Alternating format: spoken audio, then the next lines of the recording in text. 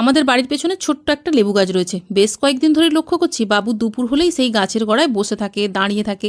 যখনই ওকে জিজ্ঞেস করি, কি রে তুই ওখানে কি করছিস, না মা কিছু নয়, আমি তো কিছু করি। তবে এই ভর দুপুরবেলা ওখানে দাঁড়িয়ে দাঁড়িয়ে কি করছিস, বাড়িতে আয় বলে তো প্রথমের দিকে 2-3 দিন বকা দিয়ে বাড়িতে ডেকে নিয়েছিলাম, কিন্তু রিসেন্ট 4-5 দিন ধরে লক্ষ্য করছি প্রত্যেকদিন সকালে একবার, দুপুরে একবার, সন্ধে একবার নিয়ম করে গাছের গোড়ায় যাচ্ছে। কারণটা তো কিছুতেই খুঁজে পাচ্ছিলাম না। একদিন দেখলাম স্কুল থেকে ফিরে ব্যাগটাকে ফেলে দিয়েই ছোট গাছের গোড়ায়। আমিও আর নিজেকে স্থির রাখতে না পেরে ওর পেছন পেছন গেলাম। গিয়ে দেখলাম কিছু একটা জিনিস ও যেটাকে গার্ড করার চেষ্টা করছে বা বাঁচানোর চেষ্টা করছে।